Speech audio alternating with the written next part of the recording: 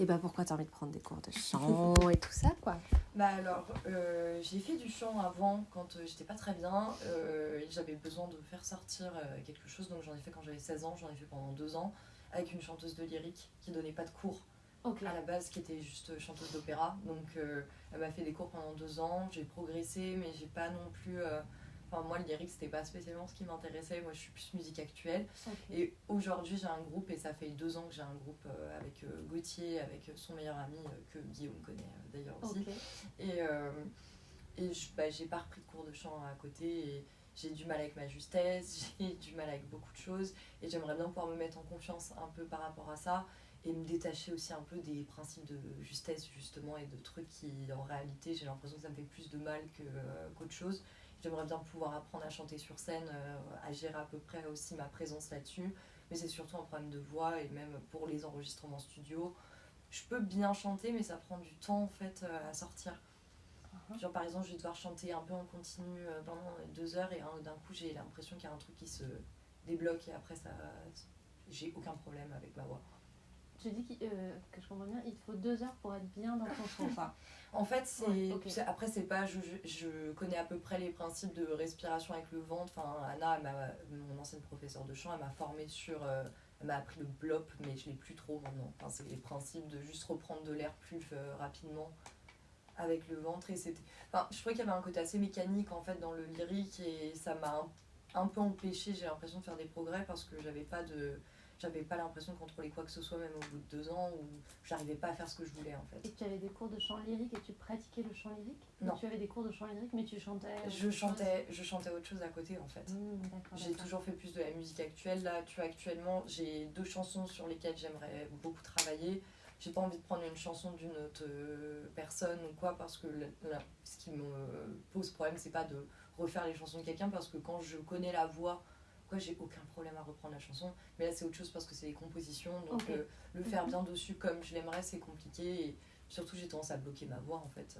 J'ai Guillaume qui m'aidait un peu hier justement à me caler pour enregistrer en studio, et j'avais beaucoup de mal juste me concentrer et à juste bien respirer et à juste sortir quelque chose qui me paraissait beau en fait. Ça veut dire quoi pour toi, bloquer ta voix?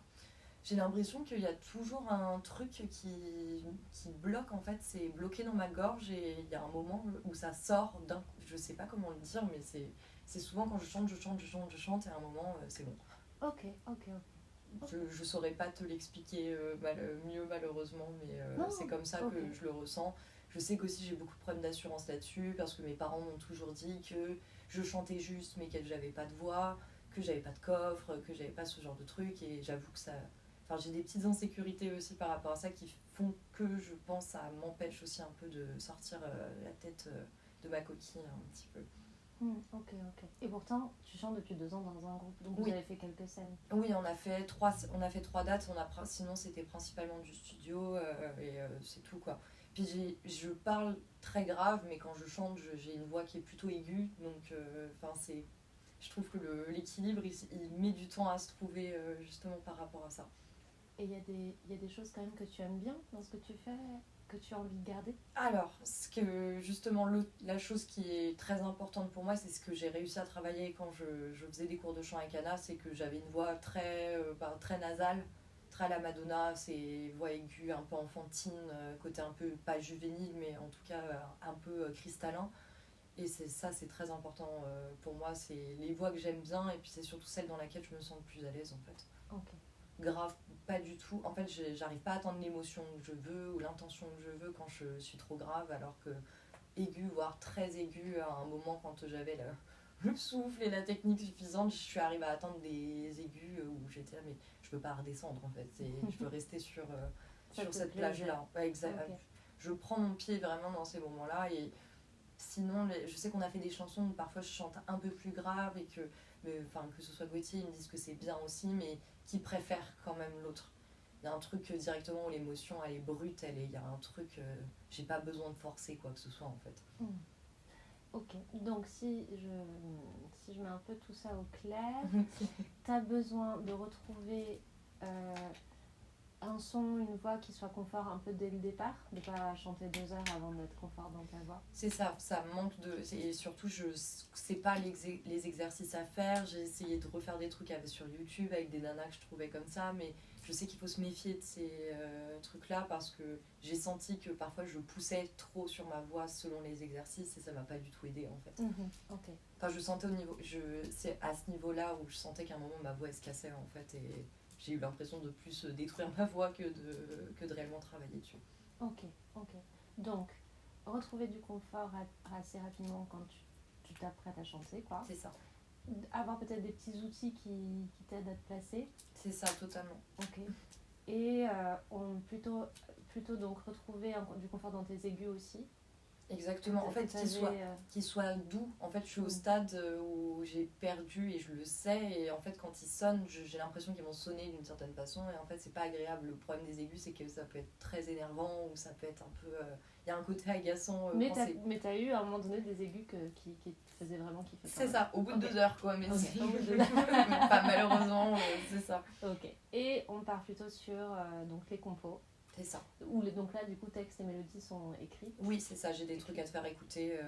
Tu pourras me... je t'encourage à me dire ce que t'en penses en vrai parce que ça sent je trouve que les insuffisances, elles s'entendent dessus. Et il y a moyen, tu les as... t'as juste les instrus pour pouvoir chanter directement. Je crois que j'ai sans les instrus dessus. Faut que je regarde... non, mais j'aimerais plutôt t'entendre toi avec l'instru et pas toi enregistré. Ah oui, bah oui, parce qu'en plus c'est pas pareil. Faut juste que je vais demander à Gauthier comment je fais pour avoir la version instrumentale, mais attends, je l'ai. Ouais, je crois que t'as peut-être bossé alors. Je crois que je l'ai. Donc éventuellement, dis-moi. Ce qu'on peut faire aujourd'hui, si tu veux bien, c'est ça, c'est-à-dire je veux bien t'écouter, comme ça au moins je vois un peu... Avec grand plaisir. ce que tu as évoqué et puis ce que j'entends. Et puis du coup, en fonction, je te propose une petite marche à suivre de ce qu'on pourrait faire en cours. Avec grand plaisir. Ouais, ça je demande que ça, franchement, je t'imagine pas la joie que c'est de te voir enfin parce que ça fait 1 an que je veux reprendre des cours et à chaque fois que j'ai fait des essais avec certaines personnes et c'est pas très bien passé, où on n'arrivait pas à s'entendre sur ce que je voulais, où il y en avait qui me disaient qu'il fallait que je chante comme je parle, que ça servait à rien d'essayer de faire des aigus si j'ai pas le truc pour les avoir et si j'ai pas la voix parlée qui va avec. Il y avait l'idée alors que j'étais là, je connais pas non plus tant de chanteurs que ça dont la voix chantée ressemble à la voix parlée, mais c'est pas grave. Comment elle s'appelle tu sais qui chante Let Winter Rain avec sa voix qui est suraiguë aussi. Je sais plus, mais ça me dit, elle est super connue en plus. J'ai une absence. Enfin bon bref, et je m'imagine pas non plus parler dans sa vie quotidienne avec ces aigus là. Non, pas du tout. Mais pour moi c'est pas, c'est même Lady Gaga. Il y a plein d'artistes que j'adore où je suis là, j'aime les voix qu'elles font, qu'elles créent en fait et qu'elles ont. Ça peut être top si t'as des références effectivement d'artistes de voix sur des morceaux. Franchement, c'est Madonna, j'ai Kate Bush principalement. C'est mes deux, c'est mes 2 grandes références en voix. Bien, parfait.